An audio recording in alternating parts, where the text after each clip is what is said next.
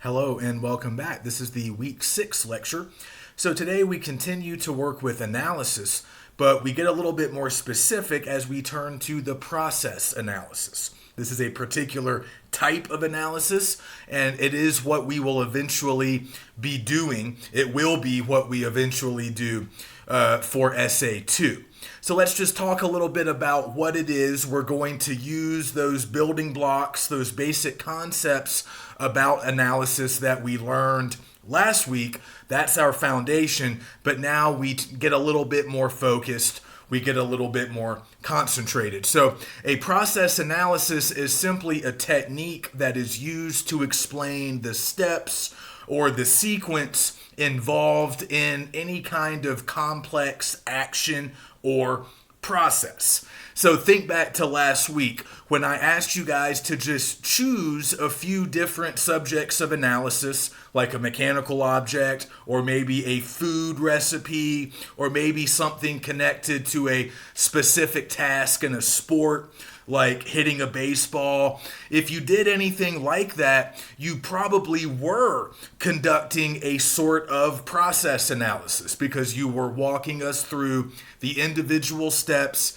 the individual parts or elements of a specific process. And that's what we're going to be doing more this week.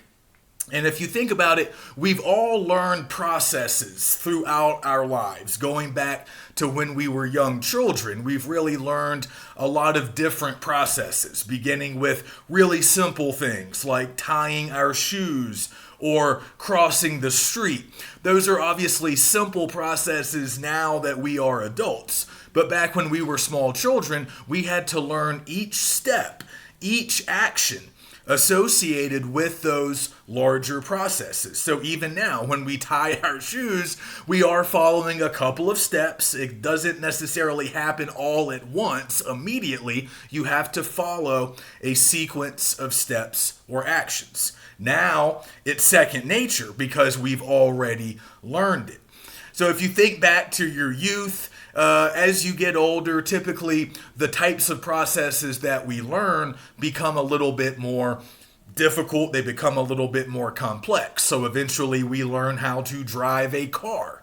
That's another multi-step process. You have to learn the individual distinct actions or steps, and then you have to learn the proper sequence that they go in order to master that particular process. Hopefully, as we speak, you are learning the process of writing an English paper. We've already talked about the writing process. So we know that is a multi-step, complex process that involves multiple stages: pre-writing, drafting, and then post-writing. And with within each one of those stages, we have individual steps, multiple individual steps that we must complete. So we are working on the writing process throughout the semester. We learn the process for applying for a job. Again, that takes multiple steps, multiple actions. And if you've ever assembled furniture, if you've ever programmed a remote, if you've ever watched one of those tutorial videos on YouTube and tried to follow the steps they're laying out, you've seen a process analysis. I mean, really just reading instructions. If you are, putting together some furniture that you bought from IKEA, even that gives you some insight into what a process analysis is. You are trying to better understand the process. You are trying to arrive at a greater understanding of that process, and you do that by following the steps. That way, you're going to arrive at your desired outcome, which of course is having a fully constructed bookshelf or dresser, or having a remote that works, or changing the oil in your car, or whatever process you're trying to do. You obviously want that desired outcome. You want to successfully complete the actions and the steps. But in the process of completing those steps, in the process of arriving at your larger outcome, you're also arriving at that larger understanding. You're fully understanding how the process works, how all of the individual steps or parts are working together. And then not only do you have that greater comprehension, but you've also accomplished some kind of a goal. So we're pretty familiar with instructions. I think we've all had to follow instructions or directions at some point in our lives. So we're already pretty familiar with what they look like. And again, that's at least part of what a process analysis is. Step-by-step instructions, laying out exactly what actions we need to perform, what steps we need to take. That's not all process analysis is, but that's a pretty big chunk of it. So we are already familiar with it. Now we can add a little bit more to our existing knowledge. So I want you guys to get familiar with two different types of process analysis. These are the two sort of most common, most often used types of this writing technique. And they are sort of designed to do different things, although as we will see, there's a lot of overlap between these two types, and ultimately we're going to be combining these two types. We're going to be taking a little bit or a lot from both and actually trying to do both at the same time in Essay 2. But a lot of times these two different types of process analysis will be distinct. They will be sort of kept separate. So on one hand, we have what's called directional or directive process analysis. And that basically just means step-by-step instructions. Okay, directional usually just focuses on completing individual steps. So again, instruction manuals, a lot of stuff that we've seen online or with things that we've purchased from the store, a lot of that is very similar to directional or directive process analysis. Again, the key word is directional, directions, telling us what to do step by step, and also telling us what materials might be required, and obviously giving us the steps in the proper sequence. That's very important. So that's directional. Then on the other hand, we have informational or explanatory process analysis. So explanatory process analysis is really geared more towards understanding and comprehension. So directional is very action-oriented. Directional process analysis is really geared towards just getting the readers to follow the proper steps in the proper sequence and, then allowing them to arrive at their desired outcome. Whereas with informational or explanatory process analysis, we're still looking at steps. We're still looking at individual parts and elements like we have been before, but there's kind of a bigger picture focus, and we're not always necessarily expected to literally follow the steps. In many cases, with informational, it's really more about just allowing readers to understand the process. The readers might not always be able to actually conduct the process. They might not always be able to follow the steps literally and do it physically, but they can understand how the process works. They can understand how other people do it if it's not practical for the readers to do it.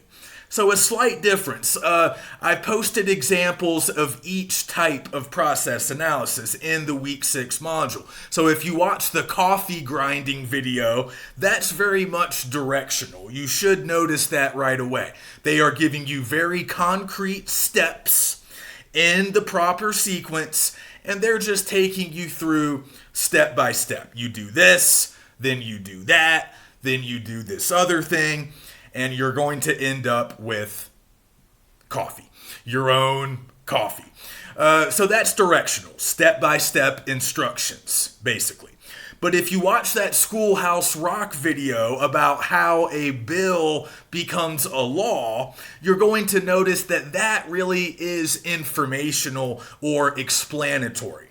A regular person, like one of you or me, we cannot make a bill a law all by ourselves. It's simply not practical. It's not possible. So if I'm watching that video, there's only so much I can do. I can only follow some of those early steps. Remember, they establish a process as well. Somebody comes up with an idea for a bill, then somebody calls up their representative, their local representative, like their local congressperson, mention the idea to the representative. The representative can then propose it as a bill, and then that bill has to, be debated on. It has to get through the House, then it has to get through the Senate. Then ultimately, if it is successful, it'll be signed into law by the president. So obviously, if I'm watching that video, I can't do all of those steps by myself, especially if I am not a congressman or a senator or the president.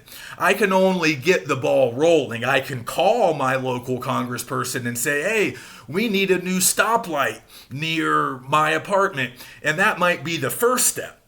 But that's pretty much all I can do as a regular citizen. So that's an example of informational process analysis, because the makers of that video understand that the individual viewers are not likely to go out and actually complete all of the steps that are being described. But the goal, what the makers of the video want to accomplish, obviously, is to have us gain a greater understanding of how that process works, how a bill becomes a law. That will help us understand more about our government and more about the political process. So the goal is really more about information. It's about providing that clear explanation to the audience and allowing the audience to have a better grasp on the overall process. Whereas the coffee grinding video, that's really intended to allow us to make our own coffee. I mean, if we follow those steps, if we have the necessary materials, that's always important too. We need all the necessary stuff. But assuming we have it and we follow those steps, we're going to have coffee. Literally, we're going to have coffee of our own that we can drink. Whereas the second video, again, it's more about just helping us to understand. Even if we can't literally do it, we can understand it. So just notice that distinction. Often directional process analysis will appear more or less in the form of directions. But not just the really basic directions that you get with the furniture from IKEA, but the kinds of directions we see in the coffee video. They're very detailed.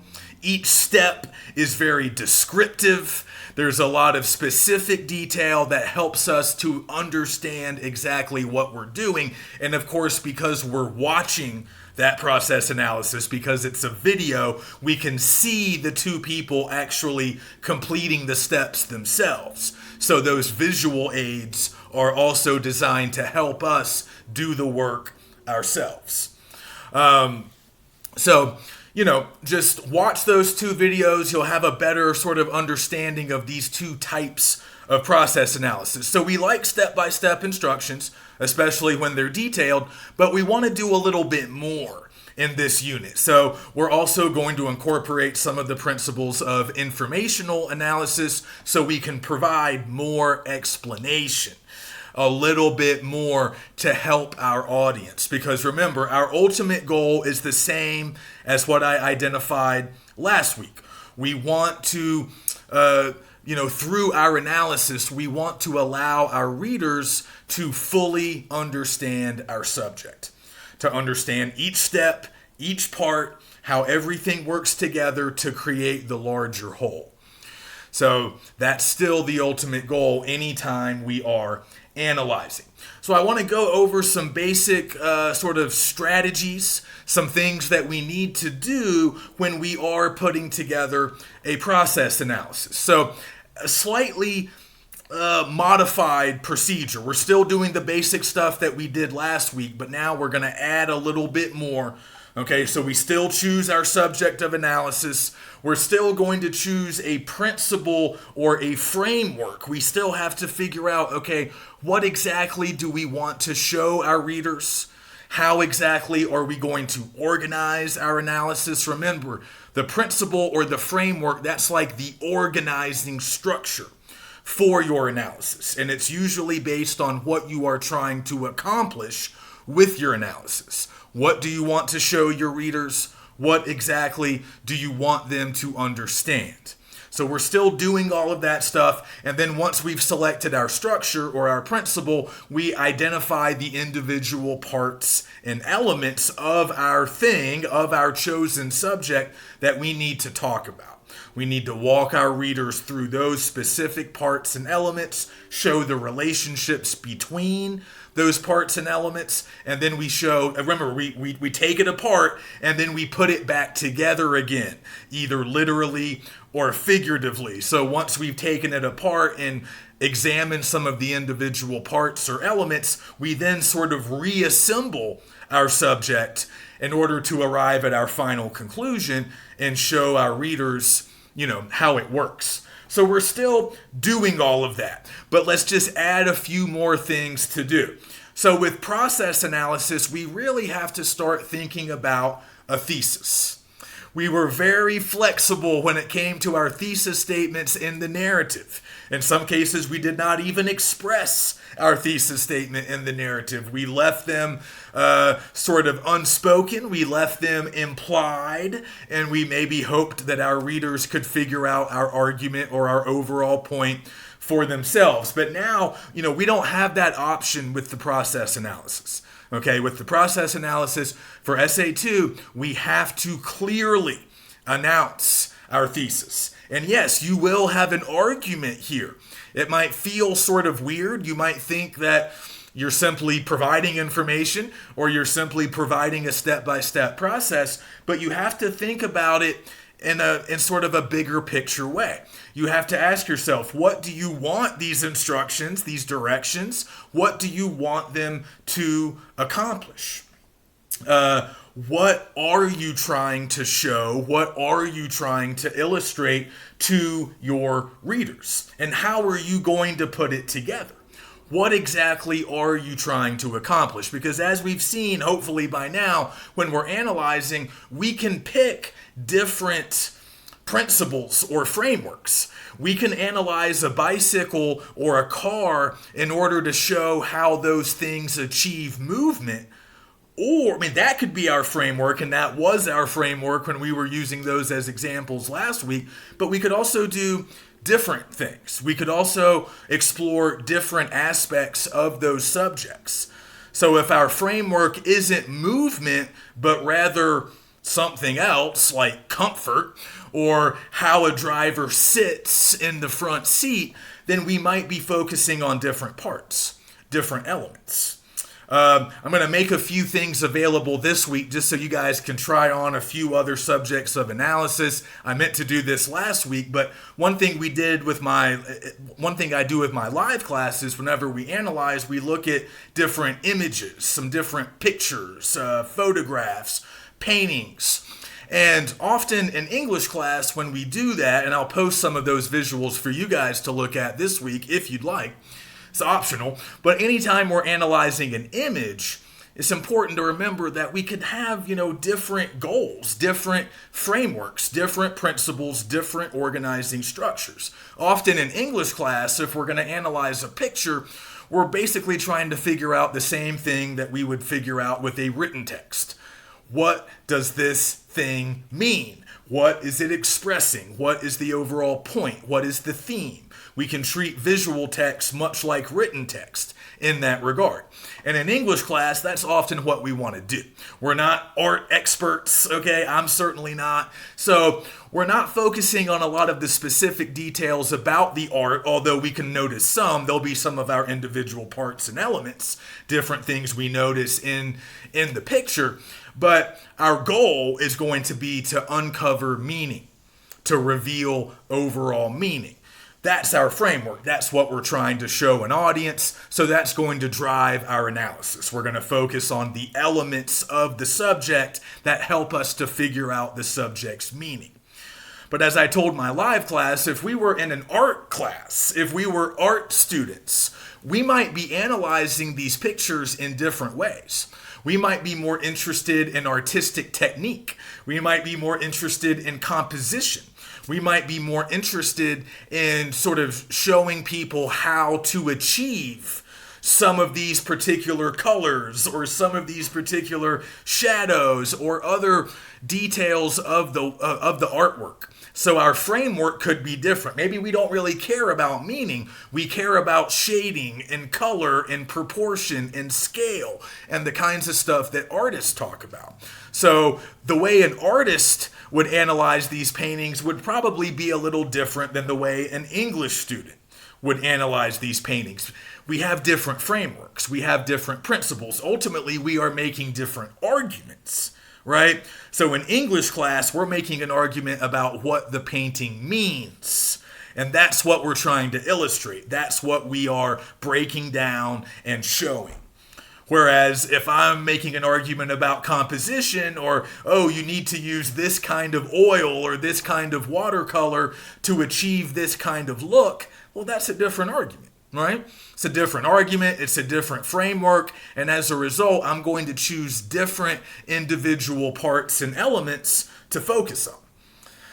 So just remember, there are multiple ways to approach most complex subjects. And when you're trying to figure out your process, when you're trying to explain a process, you need to have an argument. You don't need to overthink it because oftentimes your argument will be, if you complete the following steps as I am describing them, if you do X, Y, Z, A, B, and C in the proper sequence, in the proper way, you will end up with blank. You will end up in the following place with the following information. That's kind of how a lot of these arguments will be structured. If you do A, B, and C, you will accomplish or you will know or you will have X, Y, and Z, if that makes sense. So these aren't overly complex arguments, but you have to have your eye on the prize. You have to know what the final outcome needs to be. Where do you want your readers to end up? Do you want them to complete each step of your process? Oftentimes you will. Sometimes it might not be practical for your readers to follow each step. So again, ask yourself that. Do you want them to literally conduct these actions?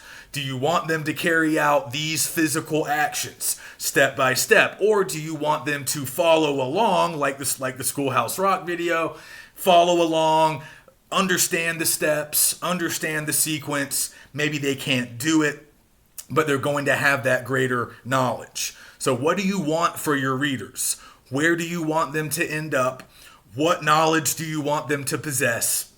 Do you want them to physically follow the steps or not? You need to start making some of those decisions, and your answers to some of those questions will allow you to arrive at a thesis. And again, that's very similar to the principle of analysis that we were talking about last week. So once you have a thesis or some kind of goal, some kind of purpose in mind, you really have to get focused on your individual parts and elements. And again, when we're talking about a process, usually our individual parts and elements will be individual steps. So you need to figure out which steps you're going to include. What is the most essential, the most important information? Also think about materials. What will your readers need? Do they need to go to the store? Do they need to make a few purchases? Do they need to acquire some specific material, some specific equipment? You need to think about that as well. But just start writing down steps. It's okay if they're not in the right order immediately, but you need to get them down on paper. This is just like what we did last week when we were just writing down all the individual parts, all of the individual elements that we wanted to talk about. Now, the only real difference is, like I said, a lot of these are going to be steps, and you might be able to start numbering them. and start putting them in their proper sequence, because that's the next step. Step 3 is to develop some kind of an organizational structure. So just like with the narrative, we talked about coming up with some specific narrative events. That's always important, but then we also had to settle on a specific narrative sequence. We had to figure out what order these events were going to occur in. Were we going to follow a chronological order? Were we going to use flashbacks or flash forwards, whatever? So we're doing something similar now. We have to figure out, how are we going to present our steps? How are we going to present all of our information? So depending on what type of process you have selected, this might be an easy thing to do, or it might be a little bit more difficult. A lot of processes have already accepted sequences. Like, these are processes that have been around for a long time. There's sort of a recommended way of doing them. Again, they have multiple steps, and those steps are usually performed in a particular order. So if that pre-established sequence already exists, then you can use it. That's not cheating, but you still have to put your own spin on it. You still have to put some originality into the work. If nothing else, that's going to come from using your own language and not just copying stuff off of a website. But it's okay if your steps and your sequence have kind of been done before. It doesn't have to be totally new. You don't have to reinvent the wheel. But you just have to decide, hey, does my process have an accepted sequence that's been around for a long time? Do I just want to follow that and maybe put a few modifications in there, or just put my own spin on it? Or do I want to reject the accepted sequence? Do I think that there's actually a better way to complete this process? Do I want to present my own sequence as potentially better than other sequences? That could also help you arrive at an argument. Part of what you could be telling your audience with your analysis is, hey, there's a long accepted way of doing this, and it's fine, but I actually have a better way. And if you follow my process, if you follow my steps and my sequence, you'll have an even better outcome than if you follow the old way. So I've seen that work as an effective argument. You might do that, or you can just reject the old way, create a new way, and present it as the only way or the best way, whatever you want. And then, of course, in some cases, the process you choose doesn't really have a pre-existing, accepted, long-established sequence. It might be a new kind of thing, or it might just be a process that everybody does a little bit differently. So you have your own specific process that you do, and you can make the case that, hey, this is the best way to do it. Everybody does it differently, but my way works best. So you have to figure out that sequence. Do you want to sort of reuse stuff that's been around, stuff that's familiar? And again, when you're choosing a sequence, you might want to pick something that you yourself are familiar with, a process that you've done before. But just because there's an accepted way of doing it does not mean that you have to follow that accepted way. You can either use it, you can throw it out, you can modify it, you can come up with a completely original sequence. It's totally up to you, but you have to make that decision. And then before you can really get started on Essay 2, you need to really start thinking about any additional information that your readers might need. So again, think about equipment, think about additional materials, or any background information that your readers might require in order to complete your process and in order to fully understand your process. So once we start working on Essay 2, we might be able to include some of that background information in our introductory paragraph. When we are first introducing our process, we might need to say a few things about it. Provide a little bit of context, provide a little bit of background, and also tell the readers what they need to buy or what they need to have sitting next to them before they can get started on the process.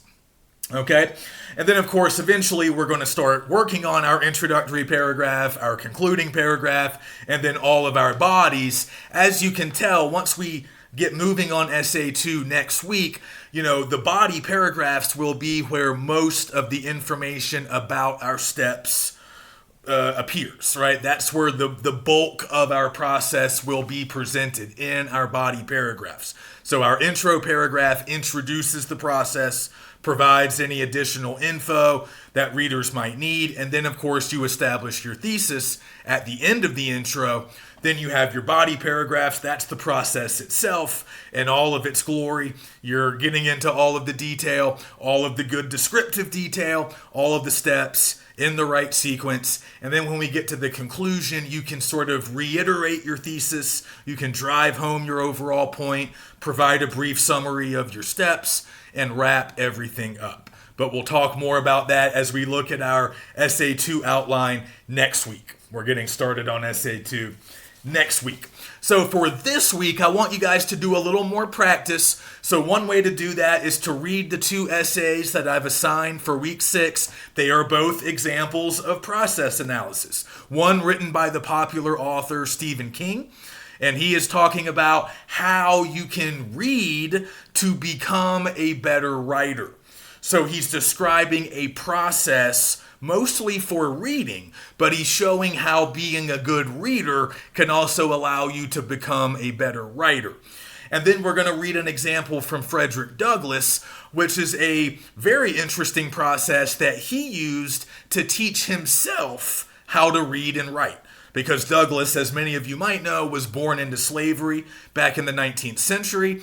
He eventually escaped and became free, but when he was very young, like most slaves, he was not allowed to go to school. He was not allowed to acquire basic literacy. Most slaves were not taught how to read and write, and in most slave-holding states, it was actually illegal to teach slaves how to read and write. So Douglass has to figure out how to teach himself. He does learn a little bit from others, but he also figures out some really ingenious ways to teach himself. So he's giving us a process, again, one that he followed, one that he actually used, a process for acquiring basic literacy skills. Something that most of us take for granted because most of us learned those in school, but Douglass had to do it in the streets, in the shipyards. He had to do it any way he could. So he's laying out that particular process. So by looking at those examples and answering my questions on the discussion board,